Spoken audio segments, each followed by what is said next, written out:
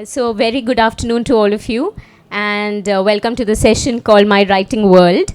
We'll be talking to Sudeep Sen and Jahnavi Barua.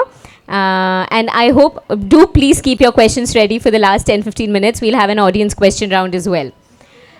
So to begin with, I would love for you to set the stage and to sort of give us an insight on your writing world in itself, to read us a little excerpt from your writing.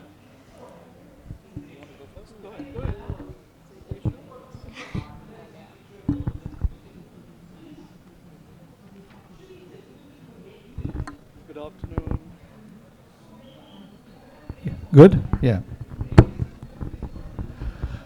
Good afternoon. I hope the next hour we can take a little bit of the sultriness away by presenting whatever we're going to present. I'll be reading largely from my new book, which is called Anthropocene. It's on climate change, pandemic, and the third word in the subtitle is consolation. And the reason the word consolation is there because, put it very, very simply, if the only thing we are writing about or consumed with is darkness or negativity, it's very difficult, in fact, to wake up every day. So if you don't have a light at the end of the tunnel, to put it in a very sort of bad phraseology, it's very difficult. So the second half of the book is about light in its various hues, including inner light and outer light and so on. The book also happened accidentally because I have been for the longest time being engaged in writing this book called The Whispering Anklet, Payal. I'm obsessed with classical Indian dance and music. So for the longest time, 30 odd years, I've been writing about it in some form or the other. And then the pandemic happened and we were all stuck at home. And it's a very, very odd thing to say, but this book is in fact a gift of the pandemic.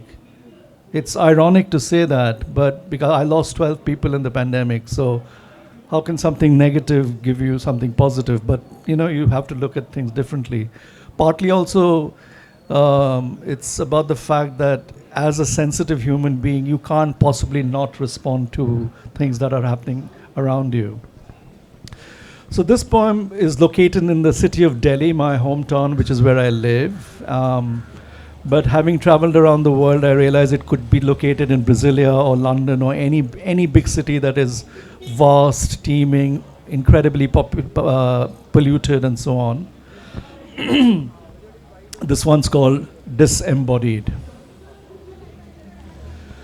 My body carved from abandoned bricks of a ruined temple, from minaret shards of an old mosque, from slate remnants of a medieval church apse, from soil tilled by my ancestors. My bones don't fit together correctly as they should. The searing ultraviolet light from aurora borealis patches and etch corrects my orientation. Magnetic pulses prove potent. My flesh sculpted from the fruits of the tropics, blood from coconut water, skin colored by brown bark of Indian teak, my lungs fueled by Delhi's insidious toxic air, echo asthmatic sounds, a new vinyl dub remix. Our universe where radiation germinates from human follies, where contamination persists from mistrust, where pleasures of sex are merely a sport, where everything is ambition, everything is desire, everything is nothing, nothing and everything. White light everywhere, but no one can recognize its hue. No one knows that there is color in it, all possible colors. Body worshipped not for its blessings, but its contour. Artificial shape shaped by nautilus.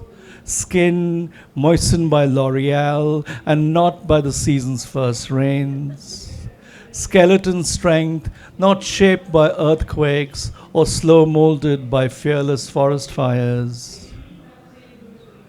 Ice caps are rapidly melting, too fast to arrest glacial slide.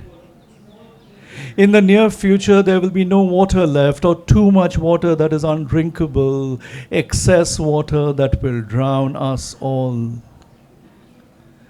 Disembodied floats afloat like Noah's Ark. No GPS, no pole star navigation, no fossil fuel to burn away, just maps with empty grids and names of places that might exist. Already, there is too much traffic on the road. Unpeopled hollow metal shells without brakes swerve about, directionless, looking for an elusive compass.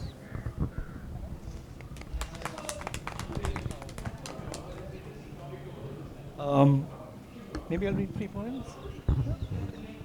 I'll just read 3 poems and then let Jahnavi read for the same amount of time.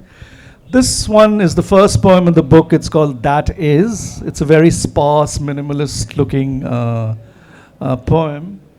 We'll talk about, both Jahnavi and I wanted to talk about craft, so we will talk about structure and form later on. It's called That Is I.E.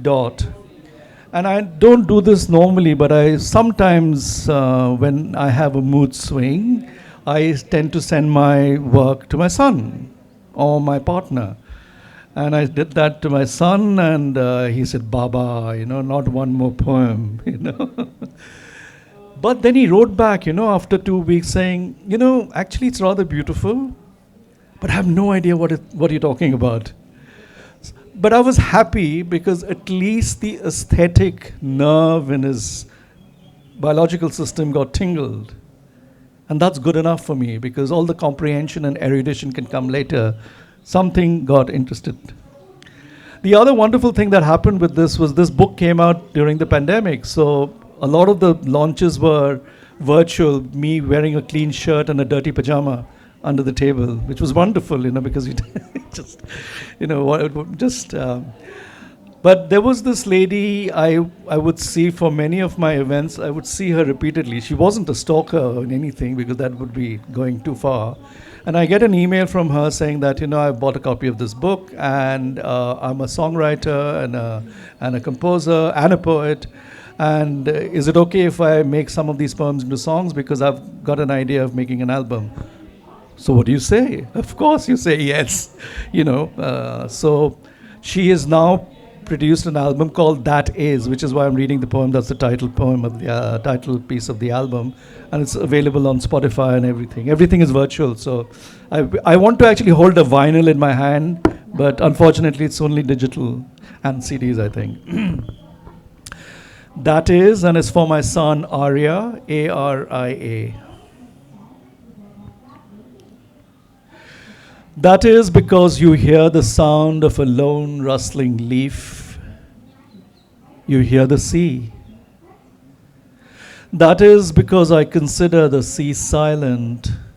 You hear its silence in my studio. That is, and because of that, the silence will not empty the sea of its leaves.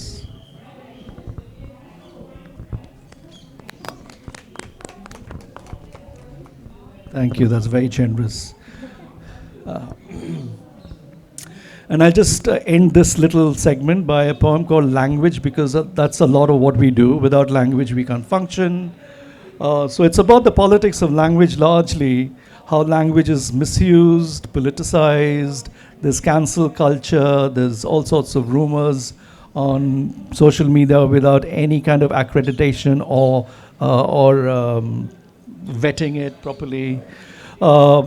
Language that is spun out of context in Russia, and elections are decided in the US, for instance. Emojis, badly shaped emojis, replacing beautiful phraseology on social media. So a lot of it is about the politics of language. But really, the poem, at some personal level, is an homage to my first typewriter. I'm still an analog nerd. I still have my records and cassette tapes, and my manual typewriter and my pencils and pens, and it still works. It's on my desk. But the irony is, to source the silk red and white ribbon is more expensive to get that and get the typewriter going itself. But it's a working typewriter. So it's an homage to my first little baby, a typewriter. I'm also a translator. I translate from Urdu, Bangla, and Hindi, and from many languages I don't know, but usually with people who know the language. But we'll talk about that later. It has an epigraph from Italo Calvino, and I quote, "Without translation, I would be limited to the borders of my own country. The translator is my most important ally." My typewriter is multilingual, its keys mysteriously calibrating my bipolar, forked tongue. Black-red silk ribbons, pools, unwind as the carriage moves right to left. In cursive hand, I write from left to right. My tongue was born promiscuous, speaking in many languages. My heart spoke another, my head yet another, the translation seamless. Auricles, ventricles pump blood. Corpuscle-like alphabets, phrases, syntax cross-fertilize my text, breathing life. Texture enriched, music, cadence spatially enhanced, osmotic, polyglottal, a polygamy of grammar. Letter forms dance, ligatures pirouette, ascenders, descenders, pitch perfect. Imagination isn't caged in speech. Speech cannot be caged in language. Thank you. That was so very beautiful. Before moving on to Jahnavi, I wanted to sort of, what you said about how ironic is it that something so beautiful can come out of something that was that tragic or difficult, but in a lot of sense, doesn't a lot of art actually come out of, I'm not saying that we don't have comedy and all of that, but doesn't tragedy or sadness or despair bring out a lot of all sorts of art forms if you think about it? That's the banal way of looking at it. Yeah, that's the easiest way to look at it. Yeah, I mean, it does promote writing and art, of course, but not necessarily the most beautiful art. I'm very democratic. I think humor can do the same thing. Political writing can do the same thing. I think the crux of any writing is good writing. A, it's genderless. B, it's genreless. It's the content and the musicality and the lyricism of the writing that will actually spring it forward and make it applicable or sing. So whether it's a tragic comedy or a comedy, doesn't even matter. Tragedy lends itself to an easier form of writing because a lot of writing, so-called amateurish writing, happens because it's a form of cathartic. Catharsis, yeah. Yes, so it's sort of therapeutic in many ways. But that's important as a tool because we all need either a shrink or a piece of paper or a friend or a son or a wife or a husband to lend a ear to our sort of most grief-stricken life in our moment when it can actually be rather banal. We are only interested, the grief might be of something very local and not very important. But I think the important thing is the quality of writing itself. Yeah, the shade of what it's doing, whether it's making us weep or laugh, is irrelevant in a sense. Yeah. Thank you. Yes, Jahnavi. So well said and so well read, Sudeep. And the last poem especially, I think my heart sort of dance with the ligatures and the vesicles and the auricles and ventricles, because by training and profession I'm actually a doctor, which is very much in a past life, and in this life, in my writing world, I'm a writer. I write fiction. I write. It's lovely that you picked up on the two words ligatures, because as a designer or in the design world, if you look at typography, the ascenders and descenders are the beautiful serif tails that are there in typefaces. Absolutely. Also extending on to the talk of does sorrow, does grief, does tragedy bring out a lot of fiction? I think it does. And somewhere I read, I can't remember where, I'm just sort of loosely saying it, wherein they said that you can't be a writer unless you've had an unhappy childhood. So, I mean, happiness is happiness, but happiness again can be very banal, can be very flat. But I think there are different degrees of grief and different modulations of sorrow, which if you don't have that son, wife, or friend to talk to, comes out in fiction, in poetry and short fiction. So I'm reading a small segment. I don't like reading, as I told you, from my own work or any kind of reading actually.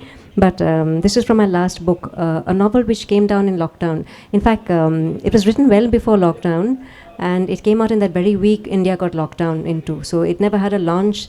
It never went to a book festival. I think this is the second book festival it's come to, although it's 3 years old and has won a couple of awards. So it's had a limited audience. Thank you. This book is about a family. I read a lot about family, and another one of my interests.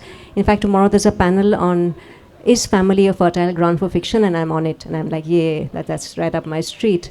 This is about a young girl who goes back from the city of Bangalore to the very far northeast corner of our country, a place called Assam, a place not very well known by people in India, let alone people outside of India. And she's never been to Assam. Her mother was estranged from her family when she was young. She goes back ostensibly to look for elephants. She's an elephant biologist, but she actually wants to go find her grandfather, the last of her maternal family living. And it's an awkward interaction. It's sort of hostile at both ends. Both parties want to make peace but don't know how to. And the segment I like, I'm reading, is one I like very much towards the end of the book, wherein you have that moment in a relationship or in a book where something shifts, something gives, and then the narrative takes on a different sort of turn. And this is one of that. So the girl's gone out for a walk. She's come back. Her grandfather's waiting in this veranda overlooking this broad river, the river Brahmaputra, which runs through our state. And this is what happens. When the girl came in after her walk, she looked as if she had seen a ghost. Torun's heart twisted to see her like that. "What's wrong, girl?" he asked.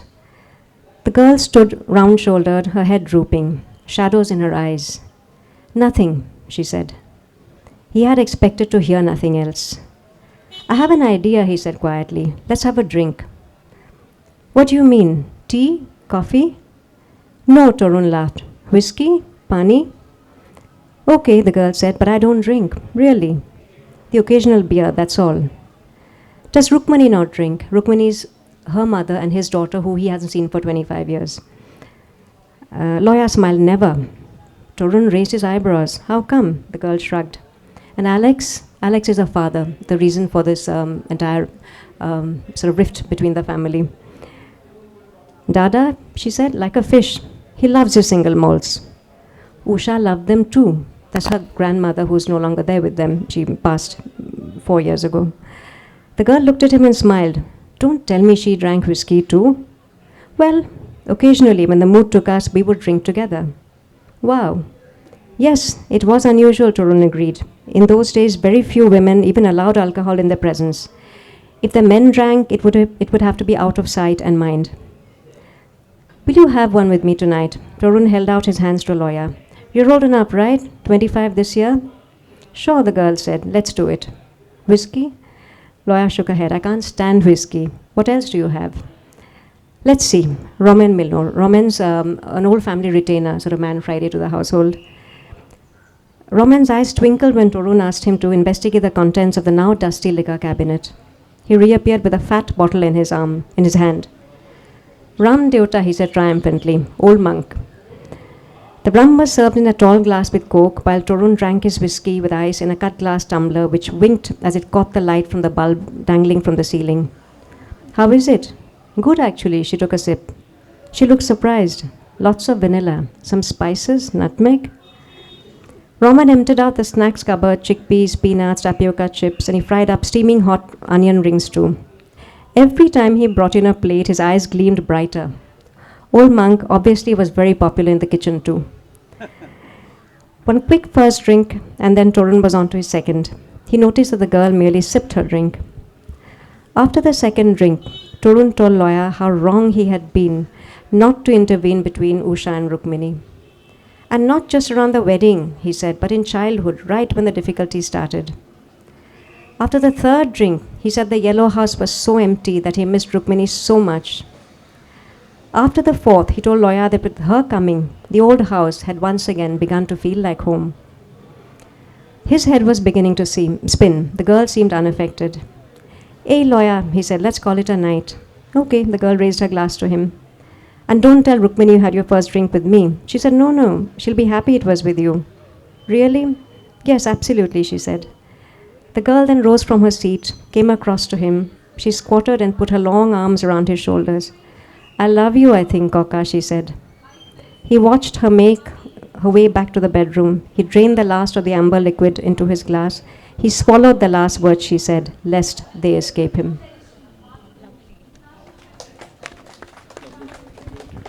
That was so beautiful, Jahnavi. Thank you. So to begin with the questions, I think I'll begin with one of the one question that almost all aspiring writers might have is, how and when did you know that this is what you want to do? Because you have very different journeys.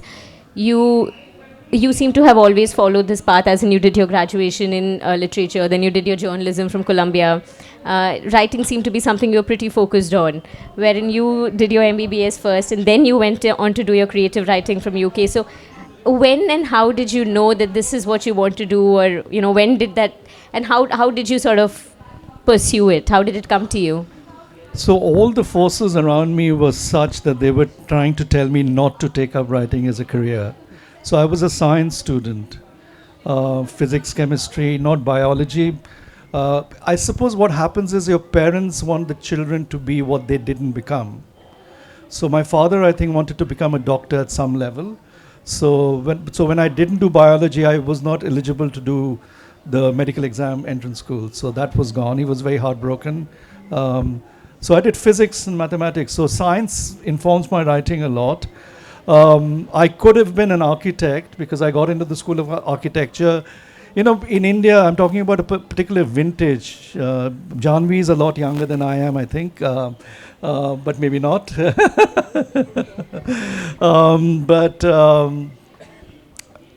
Certainly at the time I was growing up, if you're a male and if you choose to do English Lit, it simply means that, and I'm going to say something which will be outrageously politically incorrect, you either haven't got into any other program, so you sort of do English Lit, because at the time, mostly women were in the class, or if you were inclined gender-wise, sexually a certain kind, you go into the arts world. Both stereotypes.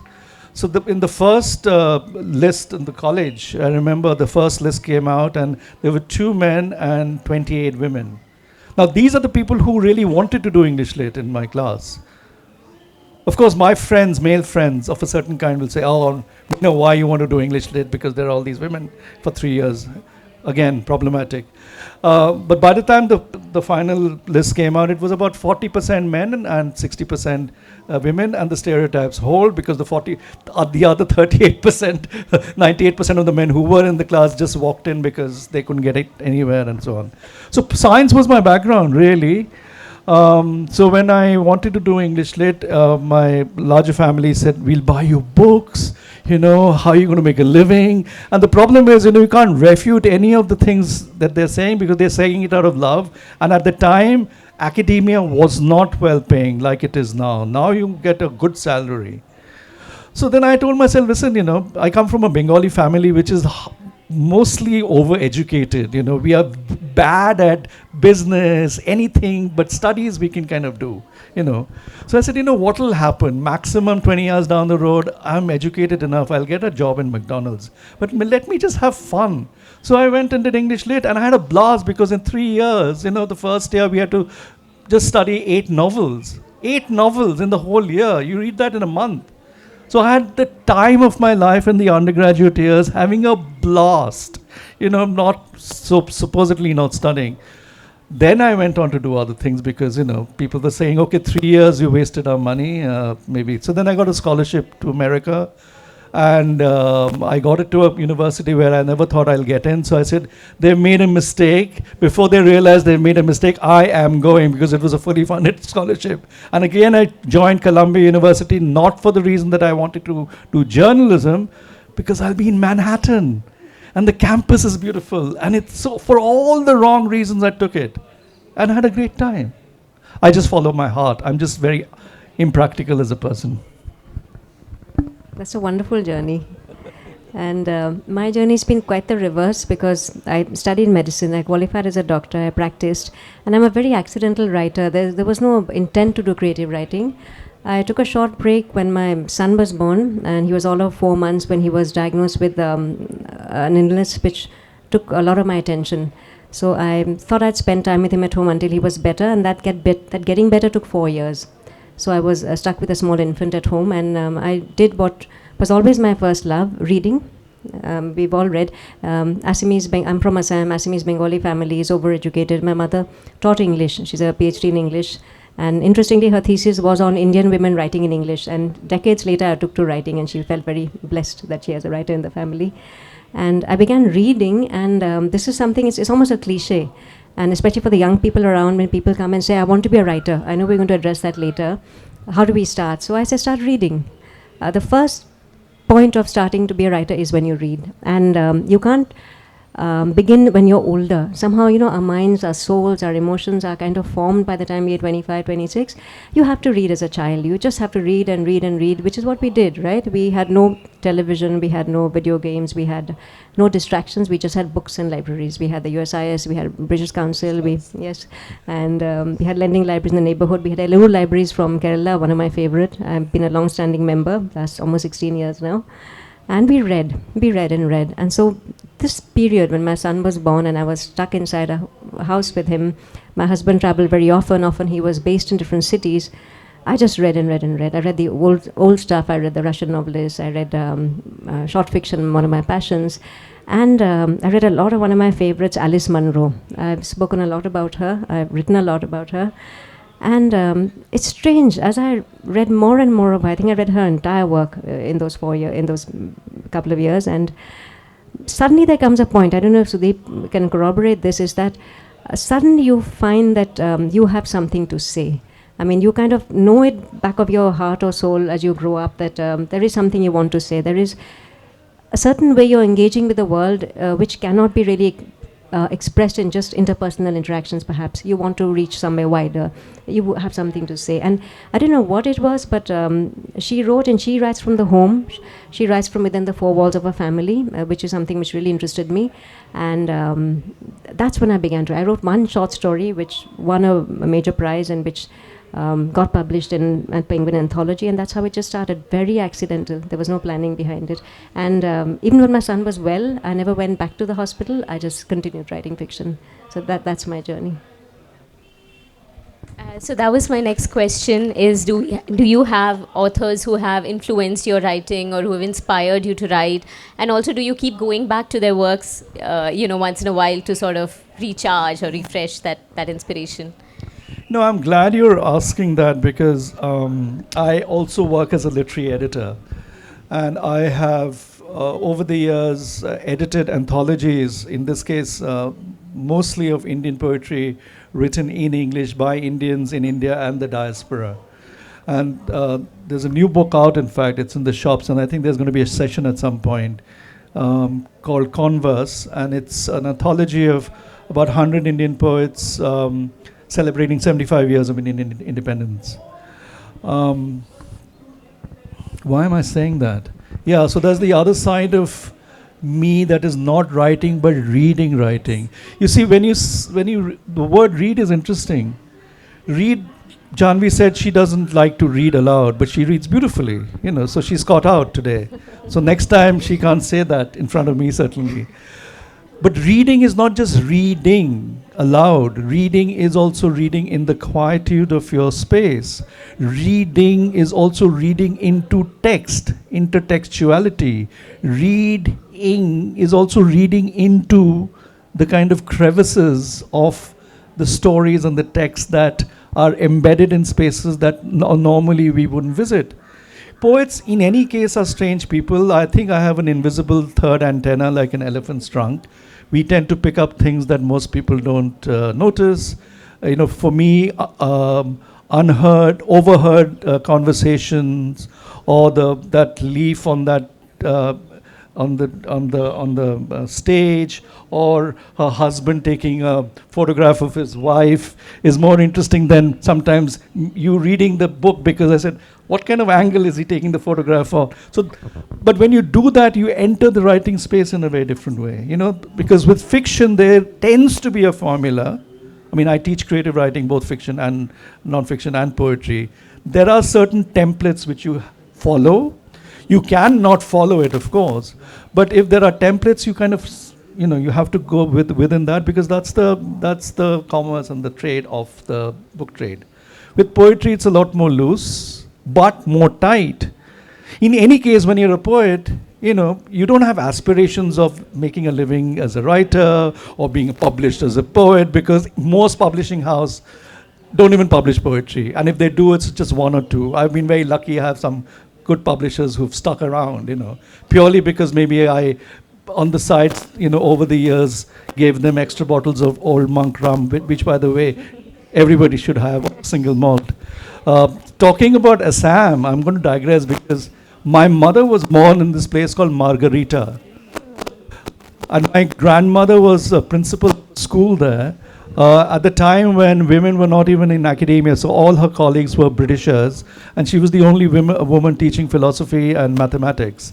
In any case, so my mother didn't ever drank, and so I said, Margarita? You were born in Margarita? So once we took her for a birthday, and I offered her first margarita, and she assumed, like good children, we must have given her a non-alcoholic drink. So she had it, she loved it, she said, I'll have another one. She came home, she says, this is very tasty, So then I said, there's a hardcore tequila and white rum in it. Really? Oh my God, I should just rinse my mouth with water, and having said that, so there's no template. There's no template for any kind of, but with poetry, one of the things I wanted to, the reason I actually brought up the anthology editing thing is, there's something in the classical music and dance world in India, it's called the Guru Shishya Parampara, which means the gurus, you learn from the guru, you're an apprentice, and if you're lucky, raise your standard to be a practitioner of the arts, let alone being a guru much later in your life, you then pass it on. Unfortunately, in my space, which is the English language poetry scene in India, is incredibly fractured, fissured, and toxic. Maybe it's there in the fiction writing space, because I'm more friends with the fiction writers. We get along because we're not treading on each other's toes, perhaps. But the poetry scene is so toxic. I said, rather than engaging in this kind of space, why don't we just read some of the other people's poetry? Most people don't read. Most people don't read the other poets' work, let alone read anything else. How are you going to be a writer, So there's a lot of, so this Guru Shishya Parampara is something that in Converse, which is the book I've just done, I said that I'm not going to be what I am if my forefathers and foremothers were not what they were. I've learned from Sangam literature, from Ramanujan, from Sappho, from the Greek myths. I was lucky enough to have a broad-minded education. My household was chaotic. It was, as Amartya Sen has written, the argumentative Indian. It describes my family. We ate too much, we drank too much, and we fought too much. We also read too much. So there was always a conflict, and we were multilingual. So if it was a very, very important topic, I don't know why it happened, it was in English, very clipped English, Queen's English. Then we would curse in Hindi. Bangla was reserved for certain kind of poetry. And in the same sentence, we would use 3 or 4 different languages. So this whole hierarchy of things. So my poetry came not from this what I was formerly studying, which is science, but my grandmother and mother and my father too. We had a puja room, the room where you pray. So through osmosis as a child, I remember the prayer chants. That's what's embedded in me, and the texture and the cadence which I use now probably has roots in those prayers at some level. So there's an early poem, for instance, I wrote called Durga Puja, which is a big, big festival. The structure of the poem basically replicates in English the Chundi part. The Chundi part is the scriptural text from where the prayers are chanted. The lines in the poem are in couplets because the original poem was written in couplets, and the whole metrics of the poem refers to the Chundi part. So it enters your space if you're part of a tradition in a way that I think no school or college or books will do. And because both of us are accidental writers, it's a part of our system that we love. And so if you enter a space with love, I think you can't go wrong, because it doesn't matter whether I publish another book or not, I will still continue writing. And there's a readership in a different kind of way. Thank you.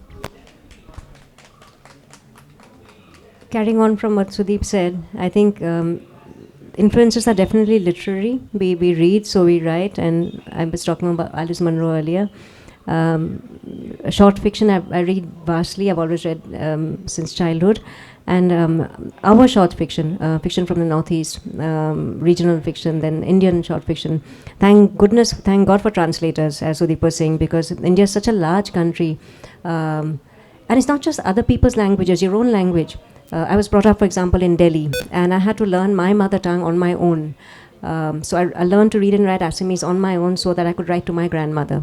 And there are very often, I must admit, I cheat and I write Assamese fiction I read in English because I find that quicker and faster. So those influences, short fiction from various parts of our country, Anismat Chugtai, and Ambai, C.S. Lakshmi, then from my part of the world, the great writers, Hare Krishna Dekka, Mamani Goswami, so those of course remain, as well as writers like Alice Munro, then the old style novelists, Anita Desai, I read and reread. And usually before, about 6-8 months before I begin to write my own novels, I just read. And I write the writers I admire, hoping to God that, some osmosis, as he said, will happen. And it does. I mean, your sensibility changes, your tone changes, your mood changes as you read people you admire. And then not just literary, like what he said. It's the influences, what you asked about, are not just literary. It's also, as he said, cultural. What we see in our family. I've seen my grandmother, my mum, reading, writing, translating, having this what we call the Alochana Chakras at home, where they bring in fellow writers, and so that again is something you imbibe, and it translates onto the page. So lots of influences, yes. Thank you. So one thing that I think any aspiring writer in the crowd, it's always, I think, the tone and the language of the writers you admire who influenced you to want to write. Going back to that is always, something that helps, right? Talking about it, I feel like, we take any of the authors we like, there's always a certain tone or a certain genre or a certain message that seems to be there underlying that everyone is talking about. So with your books, there's a lot of home and the sense of homecoming and all of that. With the poetry also, there's a sense of melancholy and I don't know. Happy, yes, I wouldn't say sad, but there's some, I don't know, yes, seriousness, some thoughtfulness. Seriousness is not melancholy. It's not melancholy, yes. Right, so there's always a sense of finding your voice, finding your expression, and it's very unique to each author. No matter what the kind of work is, it's sort of you can find that thread going through. And for any aspiring author who's looking to start writing, to start finding their voice, how do you suggest that happens, or how do we find it, or how do we get to that point? So we both already told all of you about reading. Yeah. That's essential. But beyond that, actually, is the space of silence, which we haven't talked about, is listening. Most people read a lot, talk a lot, love the sound of their voices, as we all are on stage. We have to for work at the moment. But listening is more important than speaking, I think. Let me just read a poem to just illustrate some of this. We are talking about influences.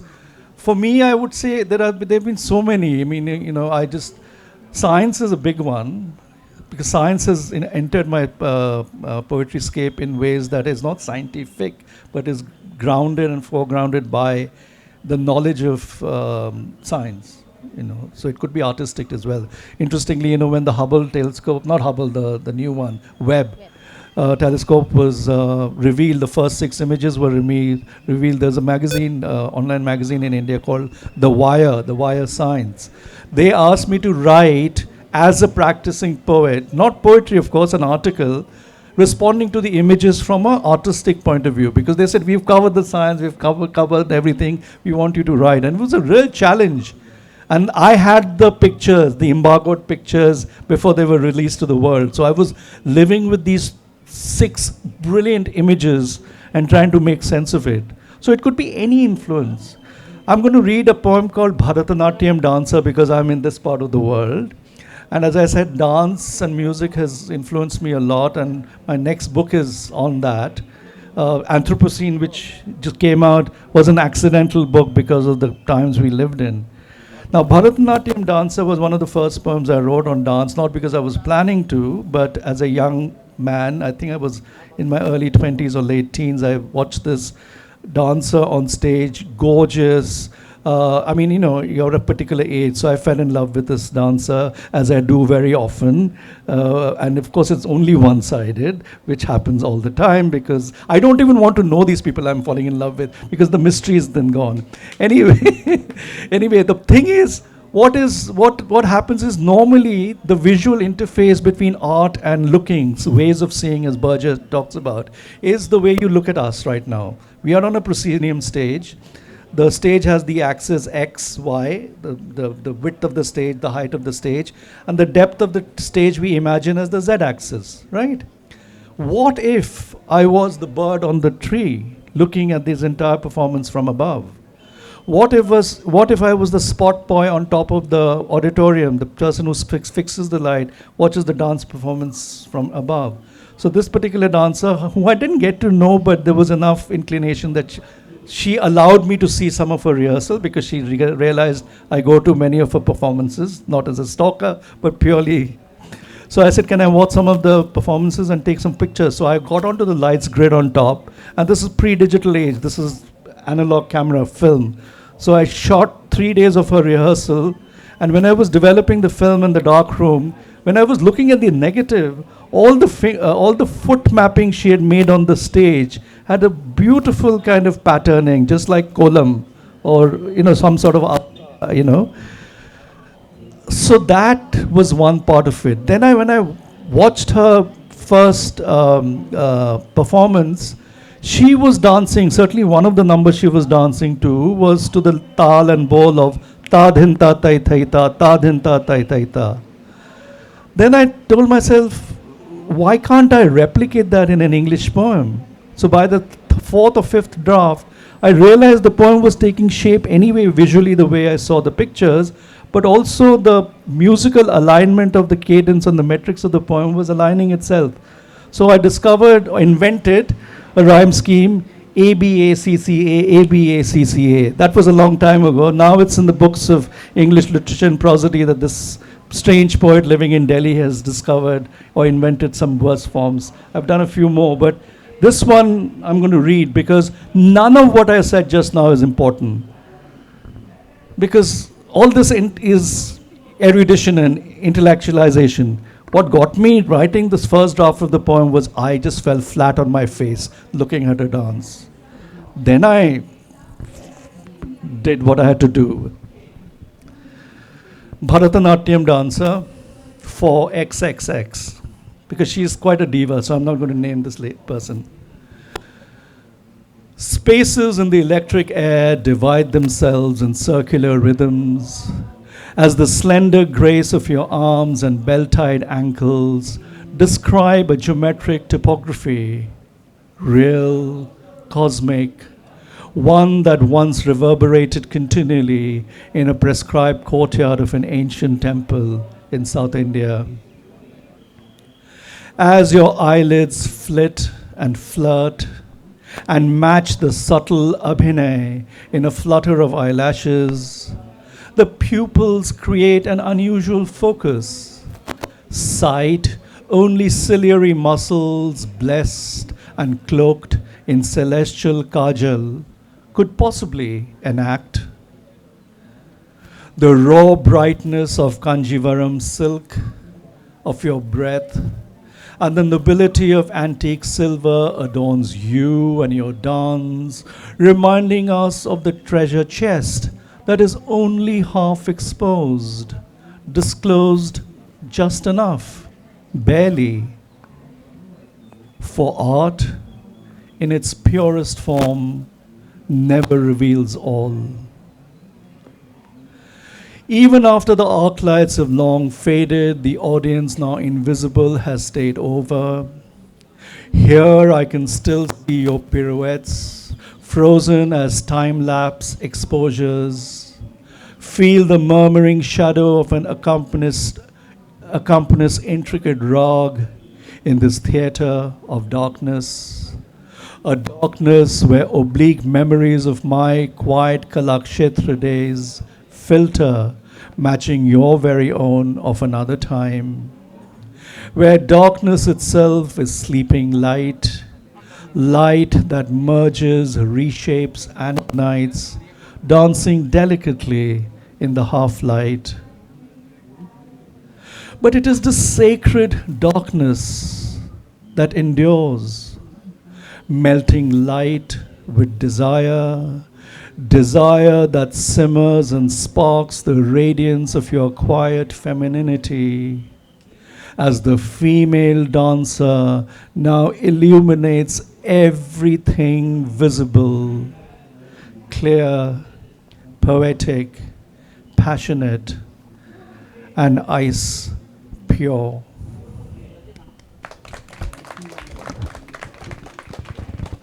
And to you, Jahnavi, about finding your voice and finding... So you're right. I think, especially for younger writers or kids who want to be writers, they come and ask you, I want to be a writer, where do I start? And the first point, of course, as I said earlier, is reading. And the second is knowing yourself. So I give them, I teach kids sometimes writing, and I tell them, go back home and come and tell me why you want to write. And go back home and tell me who you are. Who are you? I mean, how do you stand in context to your environment? How do you feel about the politics around you? How do you feel about family? How do you feel about the environment? How do you feel about arts and culture? How do you feel about the birds?